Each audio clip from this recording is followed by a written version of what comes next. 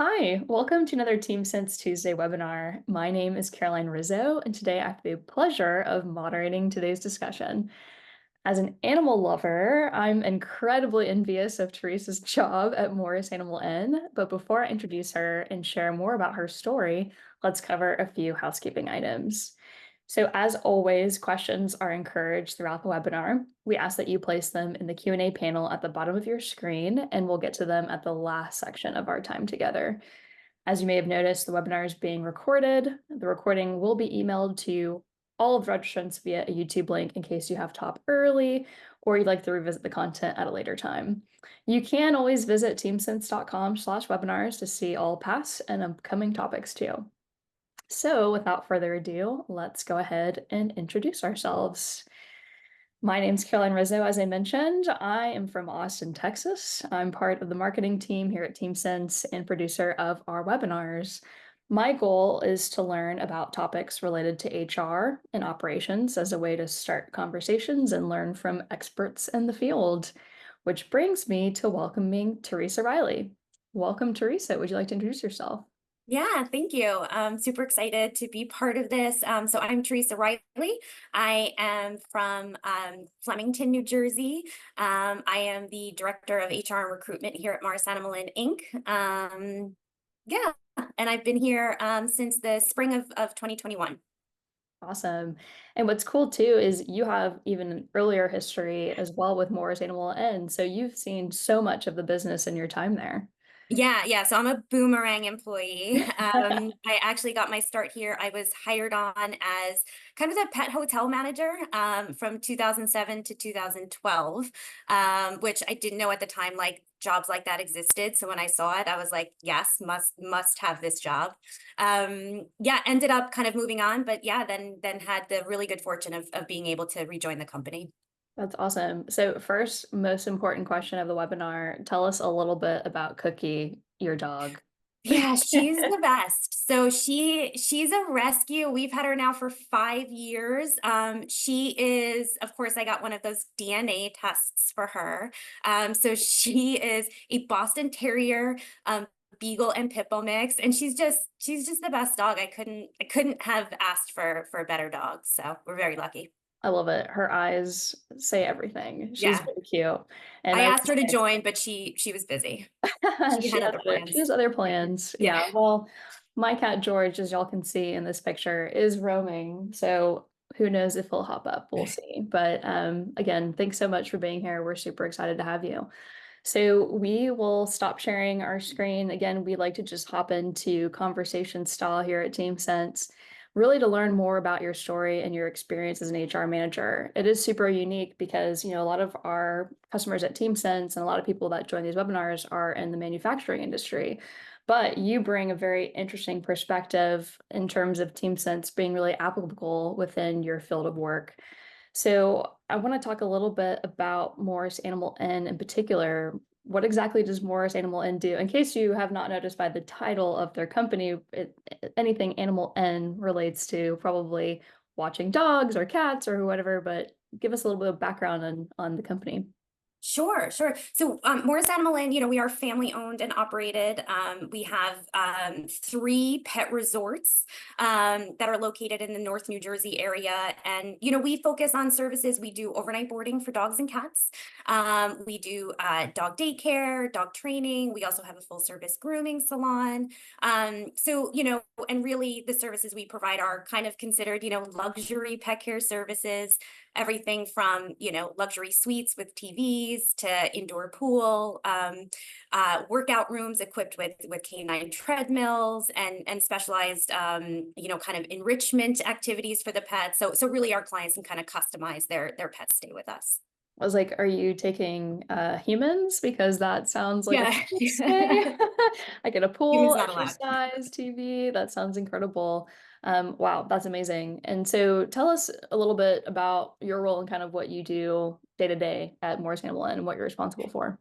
Yeah, sure. So, really it's just making sure, now that we are three locations, we have about, 12 frontline managers that oversee about 220 employees. Wow. Yeah. Um, Yeah, and at least right now for the summer, about 55 of those are seasonal employees. Mhm. So really just supporting them, making sure that they have the tools that they need to be able to run kind of day-to-day operations, whether they're picker focused or guest services focused. And making sure that, obviously kind of championing the employees, making sure the business has what it needs in terms of recruitment and staffing, just to kind of, operate successfully day to day. Yeah.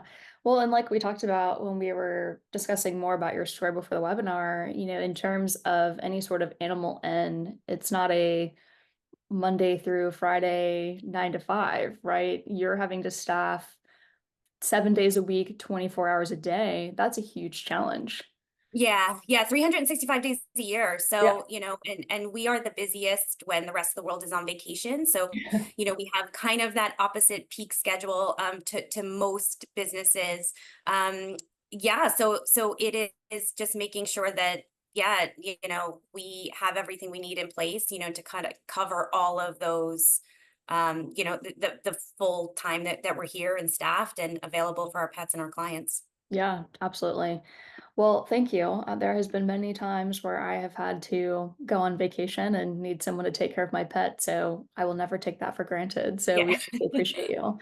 So I want to talk a little bit about, kind of the business and how you've seen any progress in the last few years. Obviously, we talk about the pandemic. Everybody knows about the pandemic, and we always have to talk about it because really the pandemic forced us to see a lot of changes in labor, staffing, resourcing. But I think you had an interesting point in terms of people, frankly, getting dogs or cats or anything. If you're at home, talk about the puppies of the pandemic or any of that. Yeah, What is pandemic pets were real. yeah. Yeah, that was a real phenomenon. So yeah, I mean, obviously when everything kind of happened, we were able to stay open. We were considered an essential business. Yeah. But people weren't traveling, they weren't going on site to work. So, obviously the demand, we were here for healthcare workers, for frontline workers, but we did end up having to kind of temporarily lay off a large portion of our staff.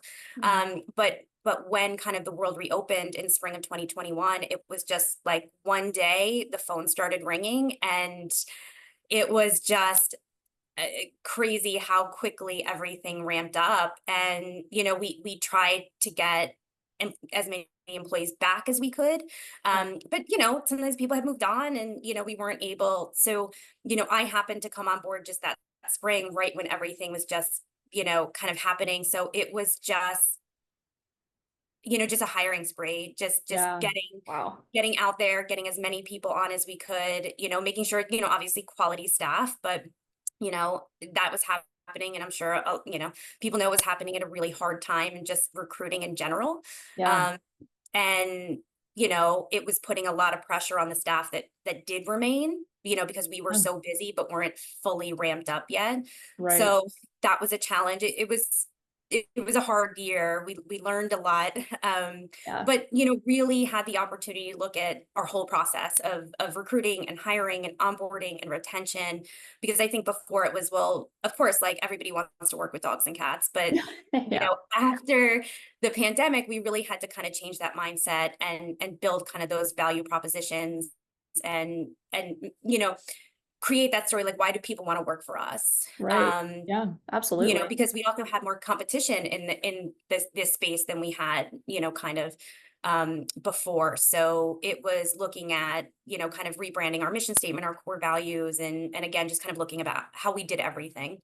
Yeah, no, that's a really great point. I think an interesting kind of perspective that I have from it is I used to work in the wedding industry, and I was one of those people that got married in that pandemic timeframe. But what a lot of people talked about was hey, they would have to lay off their staffing, and then they'd try to go back to them, and they had already moved on, or they thought, well, I can't survive on working a job where I can't go in and work, so I'm going to maybe change industries or completely shift gears. So really trying to retain that talent is difficult, especially once you've already invested in training them and really getting them part of the culture of the company. So that's why I think it's Yeah. great that y'all really shifted your focus on, hey, what can we do to not just attract people that I love working with puppies and kittens, Yeah. right? But actually feel part of a maybe even I would be willing to put it out there, like the family environment that Morris Animal probably has, for generations over time. So I want to talk a little bit more about kind of that cultural shift in your business. Since you mentioned rebranding your mission statement and core values, how did you support scaling those values, especially as you've grown? I think one thing that we had mentioned too was the fact that it's easy to have a company culture when you're a staff of 15, but then how do you expand that out to 200 as y'all Yeah. grew, not just dealing with the post-pandemic troubles, but then also scaling your business? Yeah, and it was also the fact that our first location opened in 1980. Right. We didn't open our second location till 2022. And our third location just opened up about 3 weeks ago. So Yeah. it was scaling not only just the size and all of the new hires that were coming on board, but it was also, scaling across multiple locations, which wasn't something that we had done, prior to our second location opening. So yeah, I mean, a lot of it was, bringing the managers into the conversations, bringing our supervisors into the conversation so we could all kind of be on the same page about what we wanted to be, the value that we wanted to offer, potential new hires coming in. It would have been really easy for me to sit here and go, okay, this is what it is. This is our mission statement and our core values. But we felt like it had to be a bigger conversation Yeah. um, in order to get our frontline managers to really embody it and be able to sell it, because they're the ones that are kind of working with people, day to day. Yeah. Um, and really working with them on how to kind of thread these our values and our mission statement into just day-to-day conversations, Mhm. whether it was showing appreciation for a staff member, or even working through corrective action. How do we incorporate those values? How are we embodying those values Yeah. every day? And it was almost a good time to do it because we had so many new employees. Right. um, it was kind of a good time to do that rebrand because of, we didn't have as many that had been here, kind of like, well, this is how we always did it. Yeah. Yeah. Yeah. Yeah. When you bring on, it's like that it just is what it is. That's kind Yeah. of all they know. So it was a good time to do Yeah, that. that's really smart. We talked last week in our webinar, and I think it's so validating that you bring this up, but how important it is to really empower and train those frontline leaders, the supervisors, because they are the ones that have the relationship and they are the ones that really initiate that cultural change. If you have a supervisor that's like, well, I'm just going to keep doing things how they were, then that's how people start really slipping through the cracks, is what, I've seen talking with other people as well.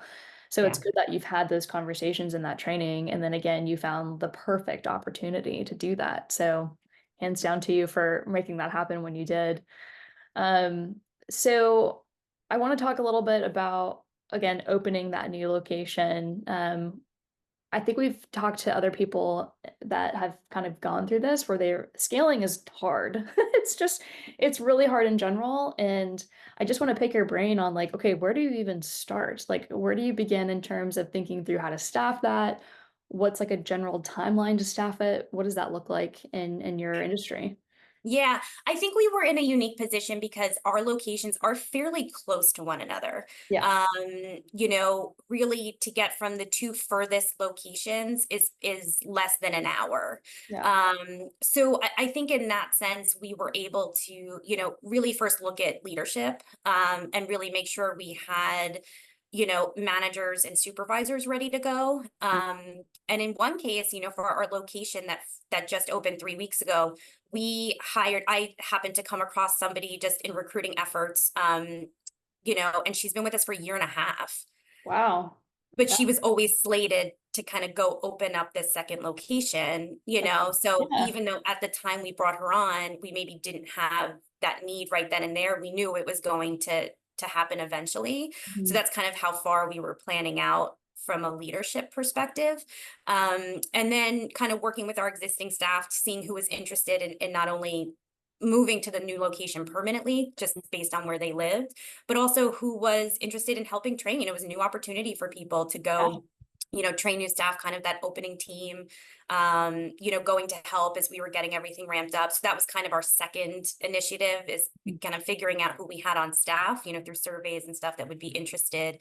And then once we got through all of our new facility inspections and we knew, okay, like we're opening, this is happening, then it was really the hiring blitz. It was going out, Yeah. doing just days of back-to-back interviews, getting people in and through the onboarding process. So to get them staffed up. So in some cases, it was a year or two in the making. Right. No, absolutely. I think that's such a smart tactic to take anybody that's already existing and then use them as a way to train others, right? I think having that, and also probably for culture, really establishing that culture in the second location, you want to take some bits from that first location to really make sure that you're setting the stone in place. What are some of, I'm just kind of curious here too, what are some of your recruitment strategies? Like, how do you actually get the word out in terms of staffing? Yeah, I mean, we have a really great marketing team that helps me out with, kind of the social aspect of it, getting the announcements on there. For better or worse, we use Indeed a lot. Okay. Yeah. It's just kind of like the especially for our entry level staff, it's just kind Yeah. of where everybody is. We just kind of have to be there, Yeah. be where people are looking. We do have like referral bonuses, so trying to use our existing staff. We also I try to do as many like college uh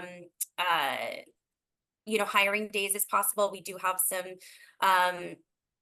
places around us that do animal care, animal science, so that's always kind of a good place That's to meet super smart. people. Yeah, yeah, um yeah, so and just kind of keeping it ongoing. If that's one thing we've learned the past couple years, that we just can't take our foot off the brake. yep, Anytime we've kind of been like, okay, we're good, we're gonna pause. yeah. That has always come back to Right, bite me. yeah, So yeah, yeah. yeah, yeah, I can imagine. Yeah, that's I feel like that's in life in general, okay, yeah. Yeah.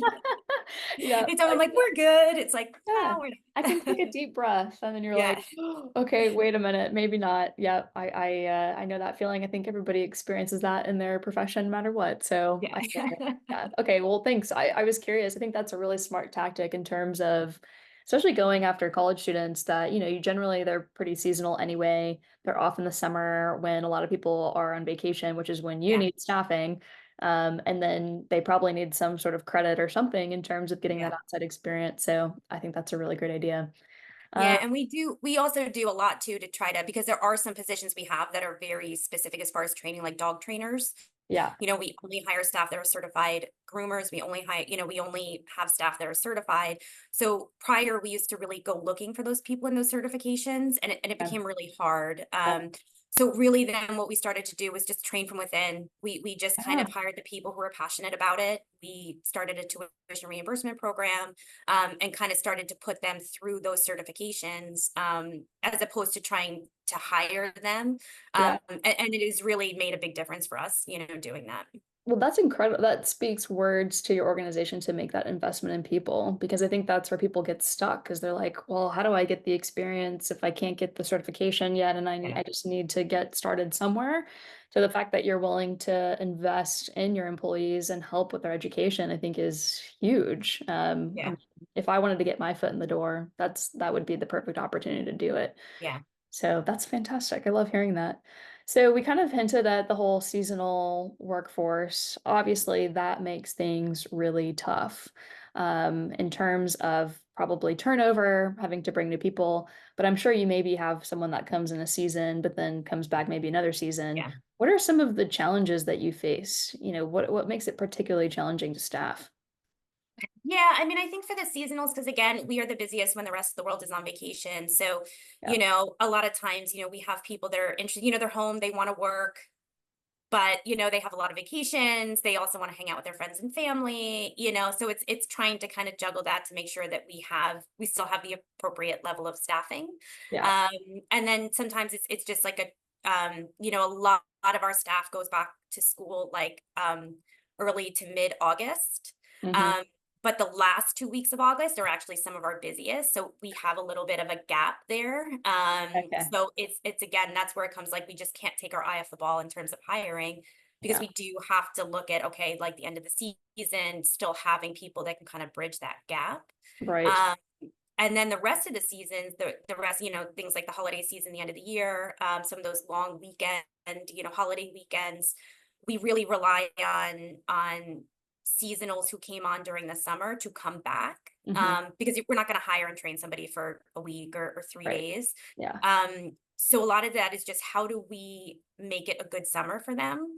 Yeah. How do we make their time with us enjoyable so that they want to spend whatever time they have home working? Yeah. um, so it's just kind of like make it an enjoyable experience when they're here with us so that they want to come back. Yeah, no, I love that. I think that's really critical to, again, the retainment piece, but then really again, making the investment in their development, making it a place that they want to come back to.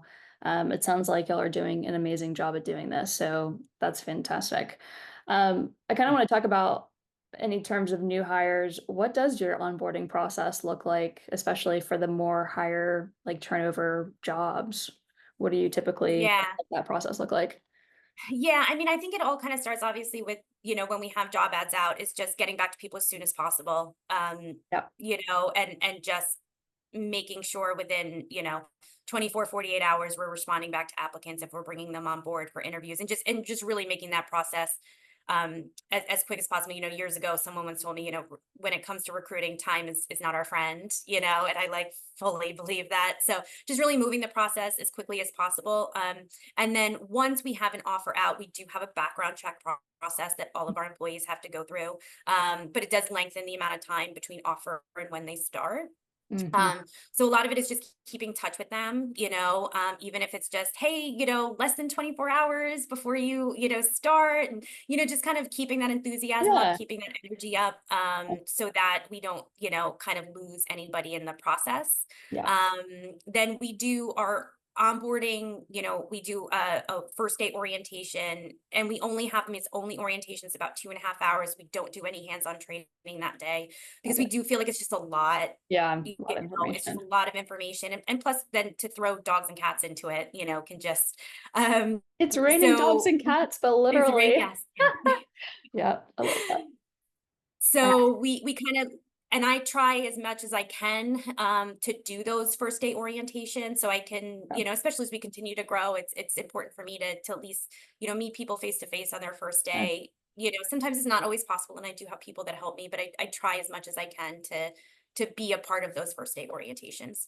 Yeah, I think that's having you kind of are there in a way, a contact, a friendly face, but then they can kind of get passed on to any sort of supervisor or leader in that way. So Yeah. that's great. I think that's a really solid process. And again, good that you're not bombarding them with too much information all at Yeah. once. So super helpful. Okay, so I want to talk a little bit, shifting gears here to really our relationship with you and how you uncovered Team Sense and a little bit more around that story. So as a director of HR and recruiting, really what were your goals implementing a solution like TeamSense? What was kind of going on? Yeah, well, it's funny when I came back in 2021 and was just kind of getting myself reacclimated to the company and my new role, and I saw that how they were still tracking attendance was the same thing that they were doing, when I had been with the company a decade before, and it was very paper based. It was employees, had to call in. If they didn't speak to somebody, they'd have to call back every hour until they spoke to somebody. So I was just kind of getting all of these slips of paper with, sometimes not even complete information on it. Yeah. And then, if managers kind of felt like people were calling out a lot, they'd have to email me and go, hey, how many call outs does so and so have? And I'd have to go through these papers, and Oh, I gee. try to paper clip them if it was a lot. Like it was just very, very manual. And I was like, we can't do this. Like this is Yeah. completely unsustainable, especially once we open up like the second location. Like this is just not something that we can continue to do.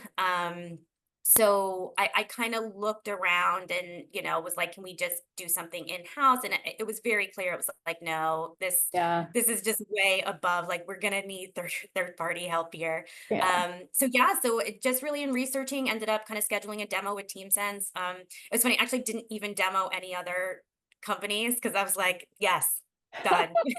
I love it. Great to hear. Yeah. Okay.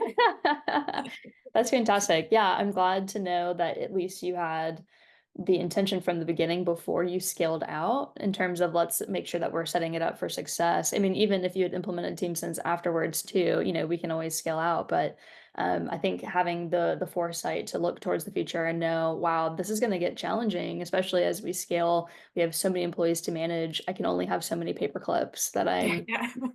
that I'm using for each person. So yeah, I can totally understand that.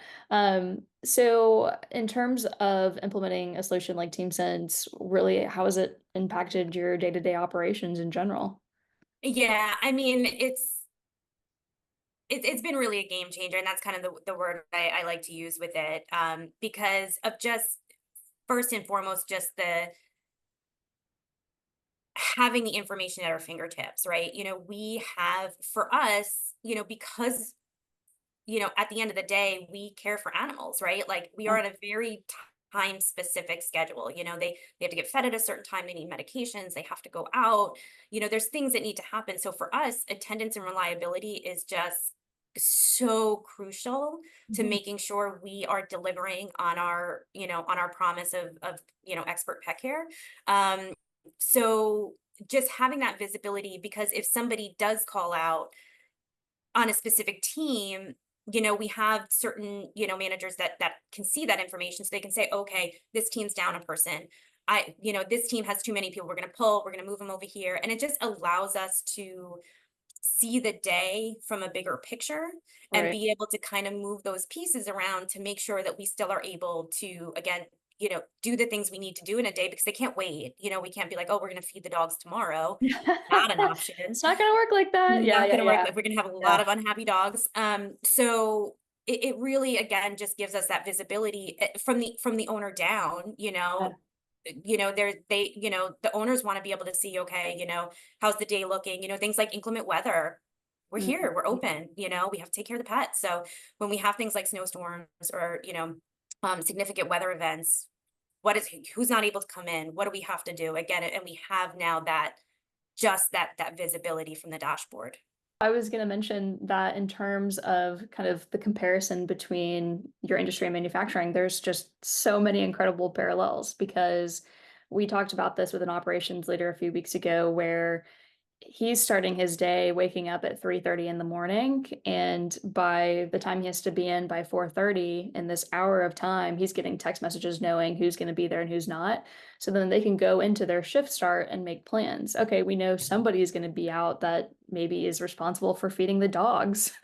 Now we gotta change plan because, yikes, the dogs have to get fed. It's the same deal in manufacturing. It's like, well, the production's not gonna happen in a way that needs to happen to affect our bottom line and boom, boom, boom, boom. But for you, it's no, no, no. These are living animals that are not getting fed at the end of the day. Yeah. So I think just having that visibility at the beginning starts your day in a better way, which is really helpful. Tell us more about having conversations or having more visibility into attendance with employees. Yeah. So, how was it before in terms of, all right, are we having any issues with people that are having attendance troubles? How have those conversations been maybe easier? Yeah. I think, before, just kind of how we did it, it ended up being a very reactive process. By the Yeah. time I was able to, the manager, realized it, or kind of felt like, oh, they're kind of calling out a lot, and then we kind of counted everything up, and, it was after the fact, we weren't able to have the opportunities to really start to have those conversations before things really went like off off the rails. Um, so now we're able to see, okay, we hired somebody, 30 or 60 days ago. We're already starting to see some trends. Let's sit with them, let's chat with them. Yeah. Because a lot of times we are people's first job. They Yeah. don't know how to kind of be in the workforce. They're learning, and I really kind of tell our managers, in addition to everything else they have to do, sometimes they do have to teach people to what it means to be in the workforce, and how to function, and how to be professional. And so it really allows us to have those conversations, say, hey, this, we're starting to see this pattern, or do you, what support do you need? I kind of mentioned, our core values, and one of them is empathy, and Yeah. having that information gives us the opportunity to sit down with people and have those conversations before we're just kind of like taking corrective action, to say, hey, like, we are hoping that just by bringing this to your attention, you can do what you need. Maybe we can help you with your schedule if things need to change, so that we don't have to go down the path of corrective action and write ups, and ultimately termination. Mhm. Um, but if we do have to go down that path, we have the data. And I Yeah. think the managers feel much more confident and in control, because they can say, okay, you've in the amount of time since you've been hired, you've had this many lates, or you've had this many absences, and the employees are the one that put that in, right? So there's no Yeah. dispute, there's no and not to mention, the employees know, they see it when they submit their notification, they know what those numbers look like. So when we Yeah. do have to have those conversations, whereas a lot of times before, it would kind of be like this, "Oh, I had no clue, I didn't realize," now it's they do know, they kind of know when we have to sit down. You can tell on how the conversation goes that they knew the conversation was coming, and it kind of takes some of that, surprise out of it. Yeah, I love that. I'm glad to hear that we could help support your core values. I think a huge part of being a human being in terms of an HR manager is, yes, you have to understand the data that you're getting and make decisions and have those tough conversations. But then being able to lead with empathy, but then also have that accountability as a backup is huge. Yeah. I think in terms of really having the data at your fingertips makes those conversations a little bit easier because they know, like Yeah. you said, they know it's not like a big surprise, like, hey, Yeah. you've been kind of, I think you mentioned an example where it's like, okay, well, clearly we can see someone's not coming out on Saturdays. Yeah. Yeah, we So had somebody, it was like every Saturday. yeah. Yeah. So Like, when we let's looked at talk the about it. calendar, we could sit down and say with them, like, what's going on Saturdays? We're kind of seeing this pattern here. But even just the things, even just yesterday, we had one of our supervisors called out, their grandmother was admitted into the hospital. So, it Yeah. was call them, hey, are you okay? Do you need anything? What support do you need? Again, it's just that opportunity for us to really have that, and show that empathy value. Yeah, I think that makes a big difference. Well, and then also too, okay, actually, we did not talk about this earlier, but can you explain what before Team Sense was implemented, can you talk a little bit about what people had to do to call off? Yeah, yeah. So we tell them they had to call the main number, and a lot of times if nobody picked up the phone, we tell them they weren't allowed to leave a message, because maybe the manager would want to talk to them. So we tell them they had to call back every hour until they talked to somebody. Yeah. And I was like, here you had somebody, if they were like sick or dealing with a family Or like their emergency. grandmother, right? Like I can't I Yeah, would be like, having to screw you guys, like I have bigger things to deal with, right? Yeah. Yeah. So it just kind of like set up a bad situation. And then a lot of times, so then what people were doing is they were calling or texting their manager, which like to me makes sense, right? Like, Right. if I Yeah. have to call back every hour, I'm just going to text my manager. But then it goes back to the fact that we are not Monday through Friday, 9 to 5. Our Right. managers have 2 days off, Yeah. so they were, emailing their manager, and their manager wasn't here. Nobody knew. And again, we didn't have that time to Yeah. make those adjustments to change the day. Yeah, definitely. Well, and again, then it's on the manager to then have to go and document it or record it in some way or some shape Yeah. or form, and then you lose that paper trail again. And Yeah. if there were issues coming up in the future, then you have none of that paper trail left, and you got a lot of Makes it paper messy. clips again. Yeah. Yeah. Uh, All comes back to the all paperclip. comes back to the paper clips, right? Yeah, absolutely. Wow, okay, that makes a huge point. I mean, I'd like it's the same thing again with different shifts in manufacturing. There's just so many parallels here too with a lot of people that again are watching this that I know are from manufacturing. It's the exact same environment where you can't necessarily pinpoint a specific person at a specific time. They may be working at a 2 a.m. shift, right? So how can they call a supervisor who's not even there, right? So I'm glad that you'll have more of that visibility into that as well. Yeah. Um, so what feedback have you gotten from people that are using it? What was it like implementing it? And then what have you heard from them in terms of them being able to use it? Yeah, so the implementation of it was good. We actually started out just using one department. So we kind of did like a small kind of test just to Smart. say, okay, yeah, just say, okay, is this gonna work? Like, what are the things that we're not thinking of? So we just kind of started with one group. And because of what we do, pet care, we are not a technology first company. So a lot of even our leadership are kind of scared of new technology. I hear a lot, I'm not a computer person, I'm not a technology person, which, fair. Our job is pet care. But so whenever we kind of introduce things that have a technology component, I always can feel people like tense Like, up. Yeah, oh, oh do I God, need to? to learn something new. But you know, the rollout, like, it obviously the teams and support was great, and kind of making sure we had everything we needed. It helped us with marketing stuff, so that was really great. And just it was almost like it was just no big deal, Yeah, which was it's great. perfect. It just happened so seamlessly because our staff, like, they know texting, so they're Yeah. like, okay, this is great. All I have to do is text. Cool. I know how to do that. Which was funny because it actually led, our owner to be like, well, are we making this too easy? Yeah. Is this too easy to call off Is now? this Hold too easy on. to call out? And kind of my piece of that was just like, they're going to, like, it's gonna happen regardless. So we might as well make it a more structured process that benefits us than, just kind of ignore it.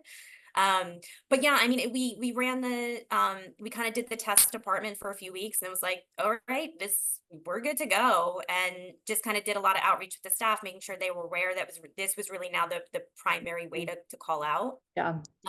or to notify us, as opposed to texting managers and emailing managers. So we just did a lot of outreach and, Sure. employee groups and staff meetings and stuff where we could kind of roll it out. But it was almost just like it just kind of always existed. Yeah. Um, and which was great. And then we talk about it in new hire orientation, Mhm. again, part of and, it's so funny. I'll have people like, oh my God, this is great. I'm like, well, don't use it. But Yeah. yes, it's Don't great. do it too much, please. Yeah. Yeah. Yeah. Well, I think that's good that you've made it easier for them. They've given you good feedback. I think what I hear is, and I even have this own feeling, and I work in tech, is, oh God, I got to download another app. I got to have another password, another login to deal with. And there's nothing worse than when you're in a situation where you're like, crap, what was that password again for this app thing that I have to download? And I haven't downloaded it yet, but I should have. But I'm in a situation where I got to call off. That's where it becomes painful. But again, being able to text just makes it so simple. And like you said, everybody knows how to text. Yeah. Um, And we incorporate it into, like, our first day training. We have them do a test run of it, yeah. so this way it's to see it. It's like, this is what it is. This is how you use it, Yeah. because if what was happening before we implemented that is like, it could be a month or, 60 days or 90 days before something, then all of a sudden it was like, where's that number? I don't have it. I don't remember. Orientation Yeah. was so long ago. So, like, as part of that kind of first couple days, like, program it into your phone, let's test it, see how it's used, and then we find that really helps just ingrain it as part of the process. Right. Yeah. That's the implementation right there. Easy, done, simple. Yeah, And you yeah, have what you need to get going. Yeah. I think it's funny you mentioned the whole making it easier to call off. I mean, I think, again, your company policies, your company core values will make it be very apparent in terms of, okay, if somebody's abusing this, then yeah, clearly we know that it's happening, but at least you know that it's happening now. yeah, yeah. So that's what makes a big difference. Okay, so I want to talk a little bit about just any measurable impacts. Like, have you seen anything measurable in terms of using TeamSense that you've experienced? Yeah, I mean, obviously, time saving for me. Yeah, And not having to deal with, all of the paper piece of it. But, obviously just putting the control back in the hands of the managers to really know yeah, what's happening with their staff and their department and who needs to be where, and kind of staying ahead of any of those issues. I think there's also a piece, I think it's hard to measure because you kind of don't know what would have happened, but I do think we have seen, just in turnover in general due to attendance, mm, because whereas before, if this kind of went on unchecked, or without conversations, or kind of after the fact, how many of those people, no longer exit the company because we're able to have those conversations earlier, right. and maybe make adjustments to their schedule, or Yeah. figure out what's happening, and so that they do stay, as opposed to before it was patterns were set, and it got harder to kind of course correct after so much time has passed. Right. Absolutely. I think that is a really good piece in terms of having that conversation earlier on. It really just helps them feel honestly seen, heard, and validated, but then Yeah, respected. And you're approaching it not as like a, oh gosh, shame on you. It's, hey, what can we do to also meet you to where you can, where can we meet in the middle here? You're taking off yeah, every Saturday. Maybe we should change the day or what can we do? Right. So yeah, I think that having that visibility to have those conversations is really the key piece of being more empathetic. yeah. So I really appreciate hearing that. So we're kind of coming up on time here. Like we could talk for so much longer, but I want to know for anybody that's looking for their next role, why should they work at Morris Animal N? Yeah, so Other than working with puppies and kittens, but yeah.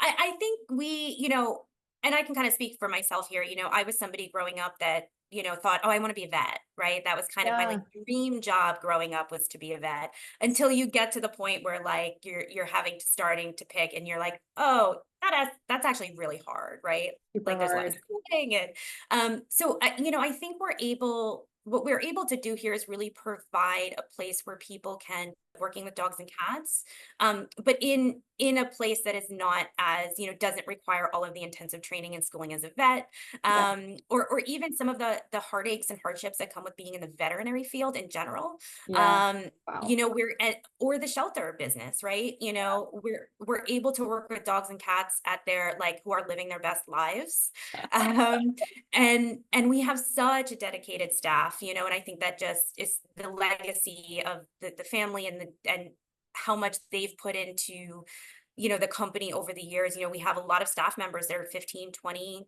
coming up on 25 years with the Oh my organization. gosh. So Wow. Yeah, that's yeah, so huge. really, creating that career path for people, Yeah. so it doesn't have to just be oh, well, this is a college job or this is, it can be a place where people can stay and learn and grow and be, to kind of satisfy that dream of working with pets. And so it comes down to the staff there. So did they just inspire me every day, because they're just so dedicated to what they do and the care of the pets. Yeah, it makes it all worth it. Yes. And I'm like I said at the beginning of the webinar, I'm still envious of your Yeah. job. So next time I'm in New If Jersey, I have a tough day, I'm not gonna lie, I do go to the puppy room and play with the I would puppy. absolutely do that too. I was I'm like, like, "Give me a puppy, I need a I puppy." need a puppy. I told you the closest I get from any animal therapy is working from home. At least I get to spend all day with my cats. So Yeah, which is they're both asleep, so we will not disturb them. But wow, okay, this is fantastic. And like I said, next time I'm in New Jersey, I'm definitely coming by for a visit. I want to come meet you in person and of course see all the dogs and cats I would too. love that. Well, cool. We are at time. I'm going to hop into talking a little bit about our next webinar and then we'll do a quick Q&A. Sorry that we ran over. We just love the chat, but wanted to mention next week, super excited to have Jamie Pulver, or sorry, not next week, at the end of July, we are actually moving to a bi-weekly webinar schedule, just as a heads up to our lovely attendees that come join us every week. This will just give us more time to have even cooler conversations. So join us at the end of July. We'll have Jamie Pulver from Magna. We're going to talk a lot about open enrollment. Yay, so fun. I know people probably hear that and they're like, oh, but we have some really awesome strategies to really start preparing for early on so that when October comes, you are ready and prepared to hit it. So let's talk about a couple of Q&A that came in real fast. We'll cover two. You mentioned, okay, here's one that I wanted to hit on. You've mentioned attendance bonuses. How have you structured yours? What bonuses do you give? Yeah, so we, as part of obviously having team sense in, because before it was a lot of times the managers would say, "Hey, we wanna do an attendance bonus," and I'm like, "Yeah, I do too, but I have papers and paper clips. How do you want me to do that?" I, I can't go through these manually. Yeah. And so, and then, it was a challenge during COVID. We didn't want to penalize people that had to be out, so, Right. but then we really came to a place where it was like, okay, we feel like we can do something. So, I feel like we still have probably more opportunities, but right now we look at kind of our peak periods, Yeah. and kind of to incentivize staff to come in, to be, to come in for their shifts, even like Christmas Eve and Christmas Day and, Yeah, the times when we need them the most. So, little, bonuses. We have a separate kind of employee rewards and recognition platform. So, shout outs and different type, monetary incentives and stuff like that we can do just to kind of show that appreciation. I know it's kind of like, okay, you were scheduled, but it is tough, to keep people, to have people come in on some of these holidays. We do want yeah, to kind of show that extra appreciation. And now we have a way to really be able to track it, right? Like so yeah, so we can make it, fair and make sure it's, being done um, across the board. But I do think there's opportunity, even though for bigger, whether it's tied to bonuses or whatever, kind of bigger to now that we have this ability to kind of fully track it. yeah, absolutely. Okay, great. Um, Last question real fast. How what are ways you remind your employees of your core values? Yeah, so I mean, it comes back to I think just having it part of the daily conversation. Yeah, Whenever we are engaged, in coaching and counseling, how are we tying it back how is what they are doing, tied back to one of our core values, whether it's respect or dedication or empathy or appreciation. Those are kind of easy things to tie in to a conversation. yeah, Um, and then as I mentioned, we have an employee, we rewards and recognition program that also kind of helps keep things, day to day, yeah. kind of upfront and so we can kind of work on it that way too. I think what I have to say, I think what's more important than telling them is really living it, showing it, Yeah, and it's really clear that that's what y'all do. Just based on my conversations with you, of course, I've never been there, I've never been an employee, but just understanding how you lead with empathy rather than be like, "We are empathetic." It's like, yeah, "No, no, no, like, actually show how you're empathetic and live those values, because if you live them, then they really do become so core to your business, and then people will ripple down effect to yeah. feeling that same way as well." So, bravo to y'all.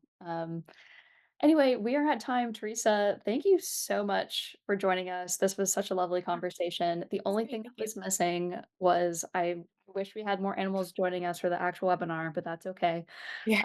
We will catch them next time. I did tell I was telling Teresa, I was like, if you want to move into a room with puppies, I'd be totally okay with that. But So too distracting, too yeah, it's distracting. a little too distracting, Yeah. but that's okay. But, thanks again for your time. Great conversation, learned so much from you, and I think there's just such great takeaways from your experience that are applicable across other industries as well. So, thanks again for sharing your story, and looking forward to hopefully having you on again sometime in the future too. Thanks. Awesome. All right, well, have a great rest of your Tuesday, and to everybody that joined us, thank you again. We'll see you in a couple weeks. All right, take care.